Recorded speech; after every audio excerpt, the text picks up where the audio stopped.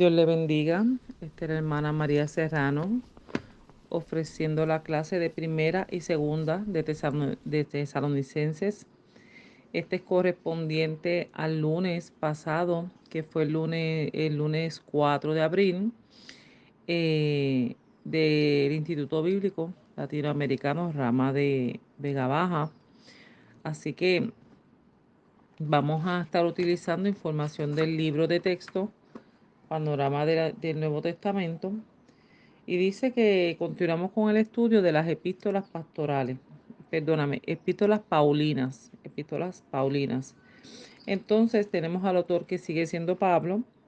El año de esta primera carta de Tesalonicenses es cerca del año 51 después de Cristo, en su segundo viaje misionero.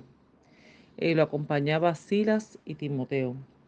Si buscamos alguna historia o datos, pues podemos decir que en su segundo viaje misionero, Pablo llegó a Tesalónica y predicó el Evangelio de Cristo con Timoteo y con Silas. Eso se encuentra en el libro de Hechos, capítulo 17, versículos del 1 al 10. Aunque la iglesia fue fundada entonces, Pablo se vio obligado a irse de la ciudad por enemigos del Evangelio. Luego se dirigió a Corinto, donde ejerció su ministerio 18 meses, y fue en Corinto que se escribió esta carta. El propósito de esta carta, debido a que Pablo se vio obligado a salir de Tesalónica y no pudo hacer allí todo lo que quería hacer. Tenía una preocupación por el bienestar de su iglesia. La página 170 de su libro nos da esta información y nos dice que por ello envió a Timoteo de nuevo a Tesalónica para que ministrase y observara la situación. Timoteo es quien recoge toda la información y la lleva a Pablo, lo cual hace un informe positivo. Eso se encuentra en Hechos capítulo 18, verso 15, primera de Tesalonicenses capítulo 3, versos de 5 al 7. Pero también la iglesia tenía algunos problemas y necesidades que atender. Entonces Pablo escribió para defender su ministerio allí. Decían algunos que Pablo era un maestro eh, egoísta y que enseñaba para su provecho o interés propio y que no se interesaba por ellos.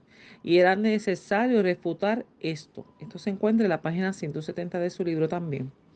Pablo escribe para asegurar a los creyentes de la iglesia tesalónica acerca de su amor y de su interés por ellos. También escribe para clarificar la verdad acerca del regreso del Señor por su iglesia. Había entonces errores doctrinales y prácticos, malos entendidos acerca del regreso del Señor. Pablo escribe para alentarlos a vivir vidas santas y agradables al Señor. Se sentía agradecido por el crecimiento en su vida cristiana. Eh, el tema principal podemos decir que es el regreso de Jesucristo. El mayor énfasis de esta carta es la vida y el pensamiento del creyente a la luz del regreso de Jesucristo. Esta venida de Cristo debía motivarles y alentarles. Estamos hablando del arrebatamiento de la iglesia. ¿Ve? Y vamos a estar entonces hablando de su ministerio en Tesalónica, el ministerio anterior, ministerio de aliento, edificación, exhortación, y el futuro ministerio de Tesalónica, obligaciones en la vida cristiana y obligaciones para con Pablo y otros. Algunas consideraciones especiales acerca de Primera de Tesalonicenses. Tesalónica estaba situada en la región de Macedonia y era su ciudad capital. Era una ciudad comercial. Era una leal ciudad romana, habiendo sido declarada libre en el 42 antes de Cristo. Una ciudad libre era aquella que era gobernada por sus propios gobernantes locales. Su tamaño y situación estratégica le hacían en blanco primario para el ministerio de Pablo de fundación de iglesias. Cerca de ella estaba el Monte Olimpo, el mítico monte de los dioses que tanto escuchamos. Y esto explicaba la devoción a los dioses falsos del panteón griego. Tenía una población judía bastante grande, pero predominaba la griega. En el capítulo 1, verso 1, vemos los saludos que Pablo da. En el capítulo 2 hablamos del ministerio de Pablo en Tesalónica. Y vemos que del versículo 9, capítulo 2, verso 9 al 12, dice, ¿por qué os acordáis, hermanos, de nuestro trabajo y fatiga, como trabajando de noche y de día para no ser gravosos? A ninguno de vosotros os predicamos el Evangelio de Dios. Vosotros sois testigos y Dios también de cuánta santa, justa e irreprensible nos comportamos con vosotros los creyentes. Así como también sabéis de qué modo, como el Padre de sus hijos, exhortábamos y consolábamos a cada uno de vosotros. Y os encargábamos que anduviese como es digno de Dios, que os llamó a su reino y a su gloria. Ahí vemos el trabajo que Pablo hizo con ellos y que su verdadero interés y amor. Entonces en el versículo 17 y 18 dice, pero nosotros, hermanos, separados de vosotros por un poco de tiempo, de vista, pero no de corazón, tanto más procuramos con mucho deseo de ver vuestro rostro. Por lo cual quisimos ir a vosotros, yo Pablo, ciertamente una y otra vez, pero Satanás nos estorbó. Y aquí vemos que el enemigo este, se metió, ¿verdad? Para que Pablo no pudiese ir a verlos. Pablo se defiende de las acusaciones que era objeto y lo hace recordando su pasado ministerio entre ellos. Él no es un manipulador ni los engañó tampoco, ni fue motivado por avaricia o deseos de glorificación. Ciertamente Pablo lo hizo con mucho amor. El capítulo 3, que es la continuación del capítulo 2, en el verso 2 dice, y enviamos a Timoteo, nuestro hermano, servidor de Dios y colaborador nuestro en el Evangelio de Cristo, para confirmarnos y exhortarnos respecto a nuestra fe. Así que ahí vemos cuando envió a Timoteo para que lo fortaleciera y exhortara en su fe. Y él te recoge también un informe que le lleva a Pablo. En el capítulo 3 verso 6 dice, pero cuando Timoteo volvió de vosotros a nosotros y nos dio buenas noticias de vuestra fe y amor y que siempre nos recordáis con cariño, deseando vernos como también nosotros a vosotros. Ahí vemos que cuando Timoteo regresó lo hizo con un buen informe, con buena noticia de su fe y amor y cariño. Y Pablo les amaba también. En el capítulo 4, el tema que nos trae es la vida que agrada a Dios. Del verso 2 al verso 8 nos recuerda las instrucciones que se le dieron. Vamos a estar leyendo del verso 3 al 6 porque aquí hay un llamado a la santificación, a que fuesen santos, a que se apartaran del pecado. Capítulo 4, verso 3 al 6 dice, pues la voluntad de Dios es vuestra santificación, que os apartéis de fornicación, que cada uno de vosotros sepa tener su esposa en santidad y honor, no en pasión de concupiscencia como los gentiles que no conocen a Dios, que ninguno agravie ni engañe en nada a su hermano, porque el Señor es vengador de todo esto, como ya os hemos dicho y testificado. Entonces, en el capítulo 9 les dice que no es necesario que le escriba sobre el amor fraternal, porque ellos se amaban, ellos habían demostrado un verdadero amor. Ahora, en el versículo 13 al 18 nos habla de la venida del Señor. Este es uno de los temas más importantes que nos presenta el libro de Primera de Tesalonicenses. Dice el capítulo 4, versos 13 al 18. Tampoco queremos, hermanos, que ignoréis acerca de los que duermen, para que no os entristezcáis como los otros que no tienen esperanza. Porque si creemos que Jesús murió y resucitó, así también traerá Dios con Jesús a los que durmieron en él.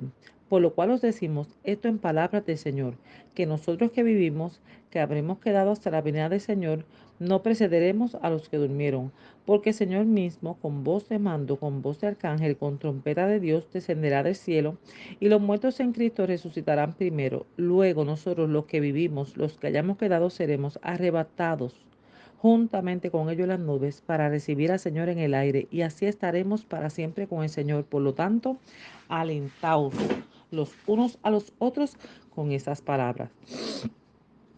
Si nosotros vemos, dijimos que había una cultura griega bien grande, una población había judíos, pero había muchos griegos. Y recordemos que los griegos eran una cultura que era totalmente idólatra. Por lo tanto, ellos le servían a dioses paganos a dioses falsos. Y entonces también tenemos que recordar la mitología griega y romana, todo esto que se estaba moviendo en ese tiempo. ¿Ok? Hay un momento dado que, no, que podemos ver, ustedes saben que ellos tienen un dios del inframundo, que es Hades, ¿ves? Entonces puede ser que haya algún tipo de confusión, como siempre se metían personas o falsos maestros, o venían a veces arrastrando cosas del pasado que Pablo tuvo que aclararle. Si nosotros vamos a ver la parábola de Rico y Lázaro, que nos habla del seno de Abraham y de Seol. Y todos sabemos que había un hombre que mendigo, que era pobre, y estaba el rico, que comía y tenía de todo y no le daba nada a Lázaro. Pero cuando ambos mueren, resumiendo bastante la historia, ¿verdad? Porque entiendo que ya ustedes la conocen, eh, uno va al seno de Abraham, Lázaro, porque Lázaro vivió bien. Sin embargo, el rico que fue malo y nunca dio limosna y nunca cambió su corazón, sino que gastaba en sus deleites y en sus deseos y pasiones, este hombre va al Seol. Y realmente, pues en el inframundo era una morada de los muertos, ¿verdad? Pero ¿qué sucede? Pablo les enseñó que un día el Señor volverá y los llevará al cielo. Y le está hablando del arrebatamiento. Entonces, es una esperanza que ellos sepan que hay un lugar ahora para las personas que se convierten, ¿verdad? ¿Por qué? Porque cuando Jesús, bendito sea el dulce nombre del Señor, santo es el Señor, está pasando un vehículo haciendo un poco de ruido, bendito sea el Señor. Te adoramos, Dios, y te bendecimos. Amén. Muy bien. Entonces, Pablo entonces encuentra necesario aclarar, ¿verdad? Y hablarle entonces del arrebatamiento, o lo que nosotros le llamamos el rapto de la iglesia. Eh, en este caso, ¿verdad? Eh, Nosotros conocemos, ¿verdad? Que cuando Jesús murió, dice que descendió a las profundidades, le quitó las llaves de la muerte, del imperio de la muerte, ¿verdad? Y entonces eso fue trasladado a otro lugar. Entonces, ahora es distinto. Pues entonces Pablo tiene que hablarle de esto a ellos y le dice, le da una esperanza nueva. El arrebatamiento podía tener lugar en cualquier momento. Al morir algunos cristianos, la iglesia se sentía entristecida, que fuesen a perderse del arrebatamiento. Entonces Pablo escribe para consolarlo. En el capítulo 4:18, por tanto, alentados los unos a otros con estas palabras, asegurándole que todos los creyentes en Cristo quedarán incluidos en este acontecimiento. De hecho, los que hayan muerto irán primero y serán seguidos de inmediato por los cristianos vivos. Eso se encuentra en 1 Corintios, también te habla de estos 15, 51, 53. Pablo explica que todos los cristianos recibirán su cuerpo de resurrección en el arrebatamiento, siendo resucitados los muertos y los vivos transformados en el acto. Por eso yo me acuerdo cuando Gigi Ávila predicaba, decía que nuestros cuerpos serán transformados y nos dará un cuerpo glorificado igualito al de Cristo. ¿Ve? Porque carne y sangre no va a entrar allá. Necesitamos esa transformación para ir allá. Amén. Bueno, en el capítulo 5 en la continuación, ¿verdad? Y del verso 1 al 3 nos habla, Pablo les dice que no tiene necesidad que les explique o escriba de ciertos temas. En este caso dice, versículo 1 al 3, capítulo 5, pero acerca de los tiempos y de las ocasiones no tenéis necesidad, hermano, de que yo os escriba, porque vosotros sabéis perfectamente que el día del Señor vendrá así como ladrón en la noche, que cuando digan paz y seguridad, entonces vendrá sobre ellos destrucción repentina como los dolores a la mujer encinta y no escaparán. Ellos se estaban enfrentando a momentos difíciles, por tanto pueden pensar que aquel era el momento de la tribulación. Pero Pablo le escribe que no es el tiempo, ¿ok? Que todavía no es el tiempo.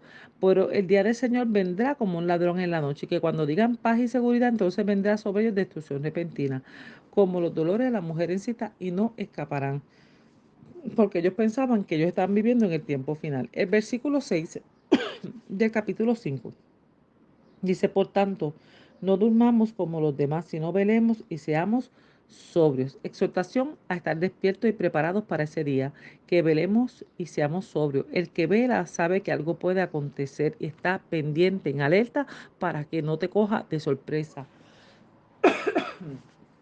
Y eso es lo que Pablo estaba diciéndoles a ellos. Y lo que nosotros como iglesia del Señor en este tiempo todavía tenemos que hacer, estar preparados en total santificación todo el tiempo para que ese día no nos sorprenda. Incluso nosotros sí estamos viendo que las señales se han cumplido y que pronto el Señor vendrá a levantar a su iglesia.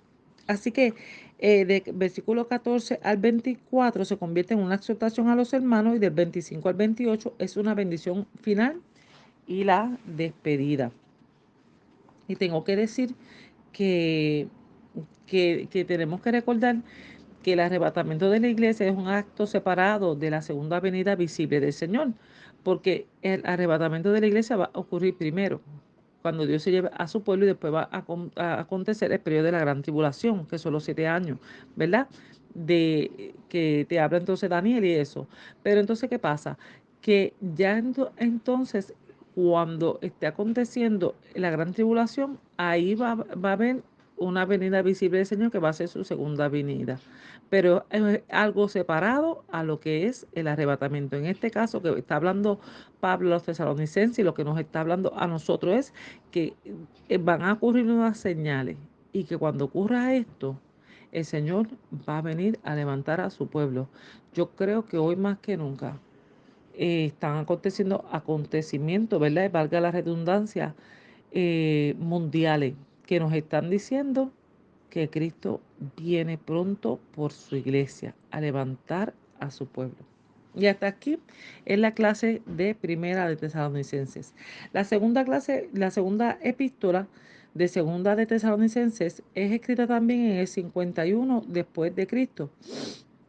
Dice que el propósito de esta carta es la principal razón para escribir esta carta era confrontar un error en la iglesia de Tesalónica.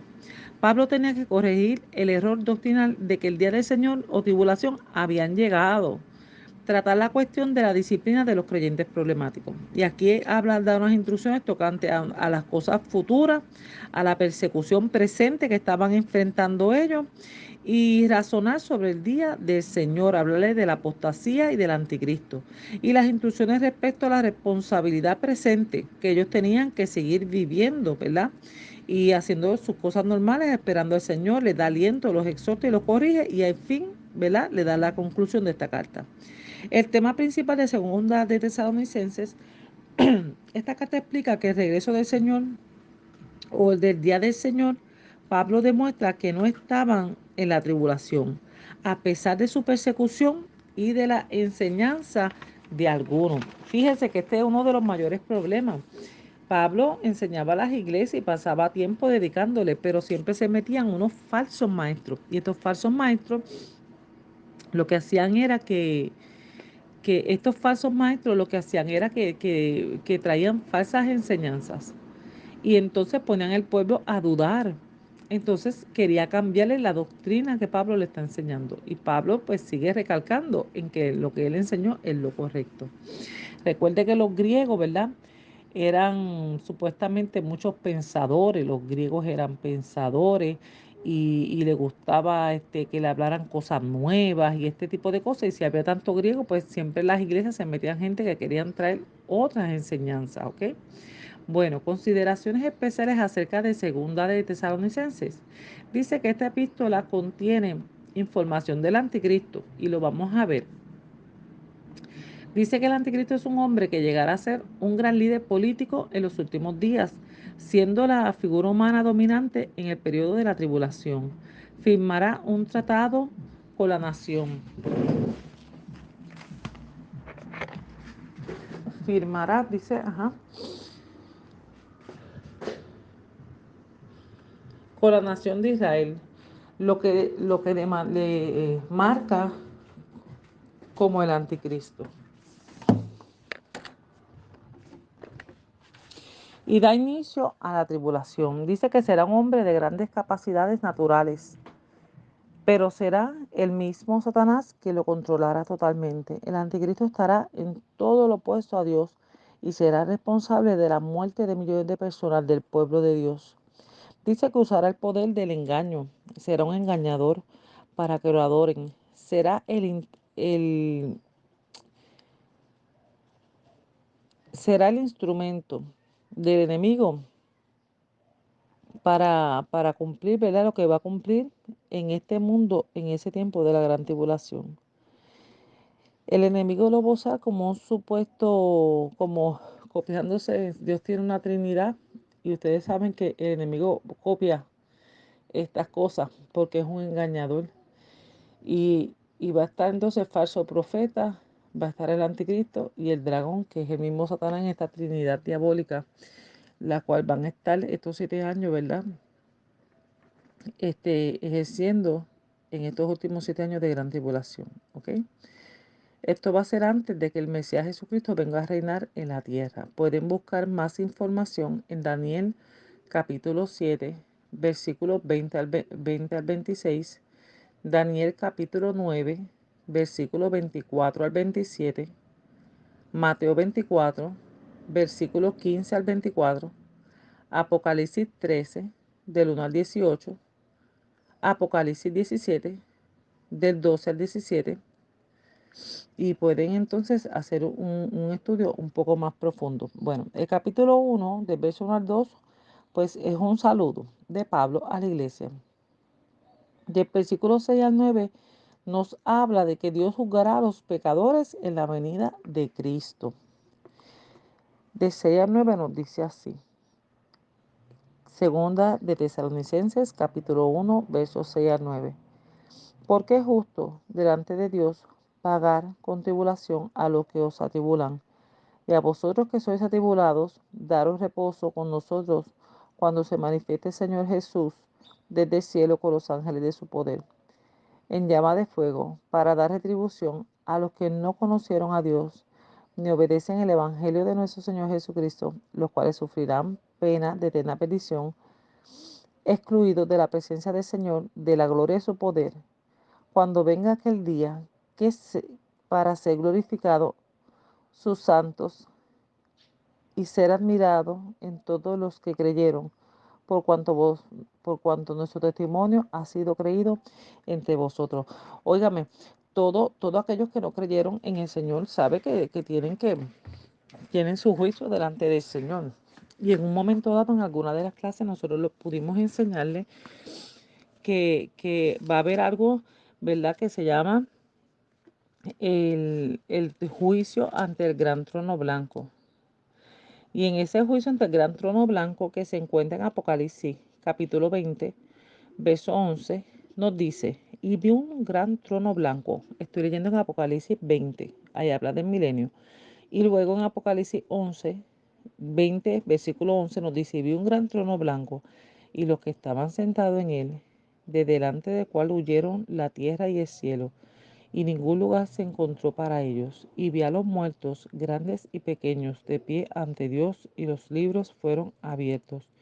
Y otro libro fue abierto, el cual es el libro de la vida, y fueron juzgados los muertos por las cosas que estaban escritas en los libros según sus obras. Y el mar entregó los muertos que había en él, y la muerte y el Hades entregaron los muertos que había en ellos, y fueron juzgados cada uno según sus obras, y la muerte y el Hades fueron lanzados al lago de fuego. Aquí ya no habla de infierno, habla de un lago de fuego, la muerte y el Hades. Y esta es la muerte segunda. Y el que no se halló inscrito en el libro de la vida fue lanzado al lago de fuego. Y dijimos que para el pueblo de Cristo no es tal juicio.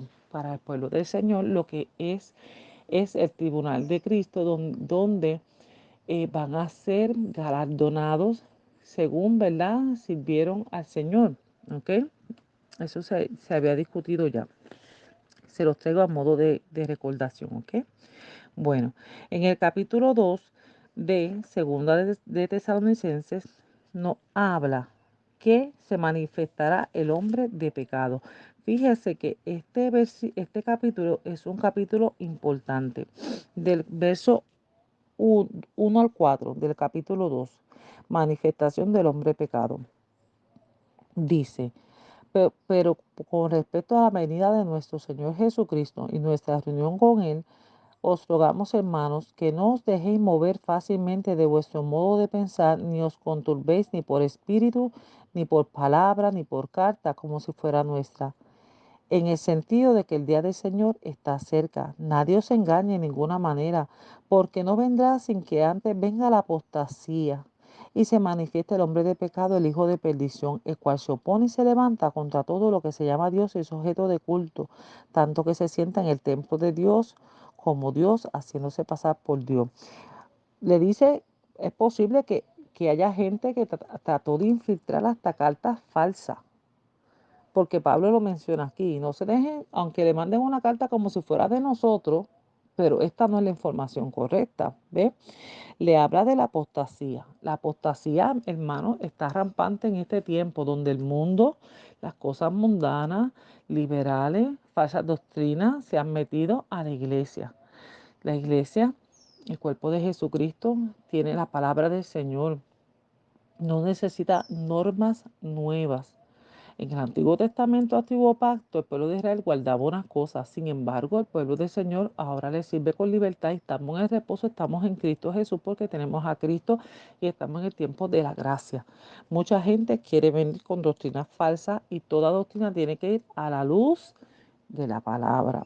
Entonces, el Espíritu Santo todavía está aquí y la iglesia está aquí porque no ha sido arrebatada. Pero va a haber un momento dado cuando la iglesia sea arrebatada que el enemigo, que el Espíritu Santo entonces va a dejar de hacer, ¿verdad?, el trabajo que estaba haciendo como con la iglesia, va a parar, ¿ok? Hay gente que se pregunta que si nos vamos a quedar sin Espíritu Santo y todas esas cosas, pero esos son a veces unos estudios teológicos profundos y yo entiendo que Dios es tan grande que lo cubre todo y está en todo lugar, ¿ok? Y el Espíritu Santo es de Dios, así que si lo vemos de ese mundo va a cesar unas funciones, pero no te puedo decir necesariamente que se va a ir, ¿ves?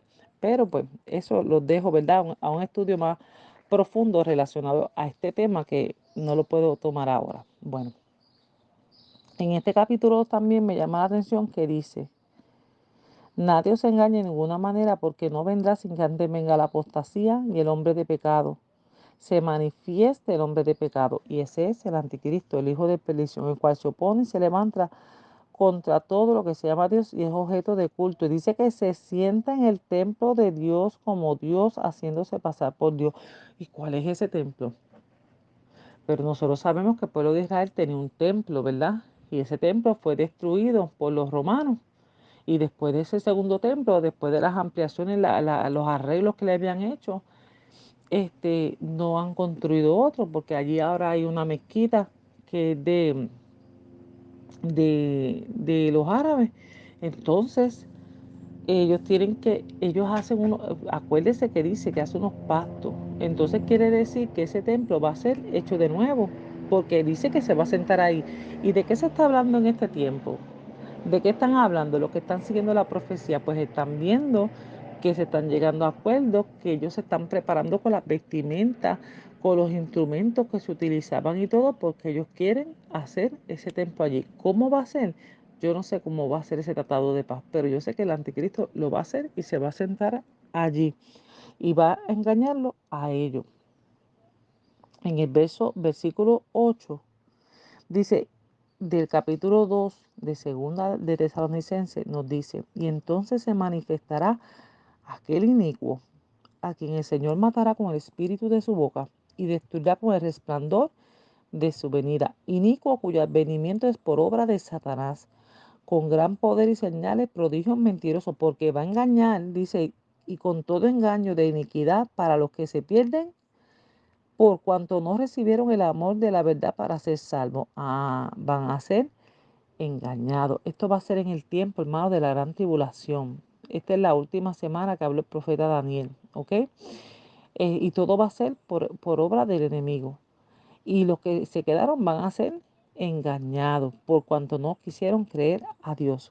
En el versículo 13 hay un tema diferente y nos habla escogidos por salvación. Pero nosotros, debemos dar siempre gracias a Dios respecto a vosotros, hermanos amados por el Señor, de que Dios os haya escogido desde el principio para salvar para salvación mediante la santificación del Espíritu Santo y la fe en la verdad. O sea, el pueblo de Cristo tiene otra esperanza, pero ahora no se van a poner quizás a esperar y esperar solamente que el Señor venga y van a dejar sus trabajos y van a dejar de cosechar y de sembrar y de aquello. No, Pablo ahora en el versículo 6 del capítulo 3 le dice el deber de trabajar. Pero os ordenamos, hermanos, en el nombre de nuestro Señor Jesucristo, que os apartéis de todo hermano que ande desordenadamente y no según las enseñanzas que recibiste de nosotros, porque vosotros mismos sabéis de qué manera debéis imitaros, pues nosotros no anduvimos desordenadamente entre nosotros, ni comimos del pan de nadie, sino que trabajamos con afán y fatiga día y noche para no ser gravosos a ninguno de vosotros. Oh, y más abajo dice que el que no trabaje, ¿qué dice? Que no coma. Si no trabaja, que no coma. Y que no se cansen, le exhorta en el versículo 13, no se cansen de hacer el bien. Y en el capítulo, versículo 14 y 15 de este capítulo 3 de segunda de Tesalonicenses, dicen que si alguno no obedece a lo que dice esta carta, o sea, la segunda de Tesalonicenses, que no se junten con él para que se avergüencen. No es que sean enemigos, sino que lo amonesten, pero tiene que acatarse a las normas que Pablo les estaba dando. Y la bendición final que se encuentra del versículo 16 al 18. ¿Ok? Esta es la clase de reposición, ¿verdad? Del lunes 4 de abril de primera y segunda de Tesalonicense. Así que les exhorto a que escuchen la grabación completa. Dudas o preguntas me pueden escribir, me dejan saber. Amén. Así que Dios les bendiga. La hermana María Serrano.